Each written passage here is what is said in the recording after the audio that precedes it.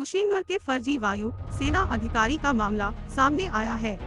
वायु सेना के फ्लाइट लेफ्टिनेंट बताने वाले इस फर्जी अधिकारी ने अपने जाल में युवाओं को फंसाया, नौकरी दिलाने के नाम पर लाखों का चूना लगाया। गिरफ्तारी के बाद कई चीजें सामने आई है।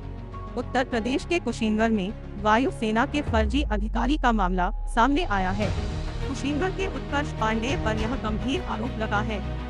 वायु सेना में खुद को फ्लाइट लेफ्टिनेंट बताकर गांव में तो रौब जमाने की कोशिश की है।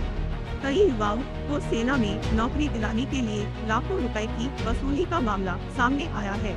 दबाव बढ़ने पर पीड़ितों को फर्जी नियुक्ति पत्र दिए जाने का मामला सामने आया है। उत्कर्ष के झांसे में सामान्य लोग ही नहीं, विधायक से लेकर सांसद तक आ गए। उत्कर्ष की शादी का रिश्ता तक लेकर एक विधायक और सांसद पहुंच गए थे। सब कुछ ठीक ठाक चल रहा था। 3 सालों तक वह वायु सेना का अधिकारी बनकर काम करता रहा, लेकिन मिलिट्री इंटेलिजेंस की रिपोर्ट पर वायु सेना के अधिकारी का रौब बांटने वाले उत्कर्ष पांडेय को लखनऊ के चिन्हट से गिरफ्तार कर लिया गया। अब उसको लेकर कई प्रकार की बातें सामने आई है। नेशनल डिफेंस एकेडमी की परीक्षा में फेल करने वाले उत्कर्ष ने कैसे एक सेना अधिकारी का वेश धारण कर लिया, इस पर चर्चा तेज हो गई है। उत्कर्ष ने फर्जीवाड़ा को बड़े ही अनोखे अंदाज में छुपाया था। उसने एनडीए की परीक्षा दी। परीक्षा में वह फेल हो गया, लेकिन गांव और परिवार में उसने खुद के पास होने की खबर दे दी। इसके बाद वह गांव में सेना की वर्दी में आने जाने लगा। गांव में वह अपनी ट्रेनिंग चलने की बात करता, लेकिन उसने वर्ष 2021 में लखनऊ में किराए पर मकान लिया।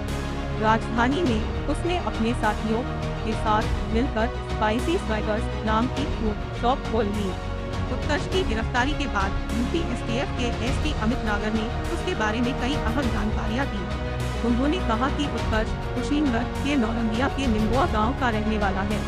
एसटीएफ के अधिकारी ने कहा कि उसने अपने जाल में युवाओं को फंसाना शुरू कर दिया। उसके जाल में लखनऊ के साथ साथ कानपुर, गोरखपुर, बहराइच, बस्ती, सोनौली जैसे इलाकों के बेरोजगार युवक फंसते चले गए।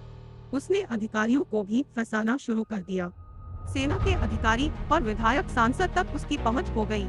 कार्यक्रमों में मंच पर उसकी मौजूदगी होने लगी। रुतबा बढ़ने लगा तो उसके जाल में बड़ी संख्या में युवक फंसने लगे। एसटीएफ की पूछताछ में उत्कर्ष ने माना कि अब वह दिल्ली भाग रहा था। इसी दौरान पकड़ लिया गया।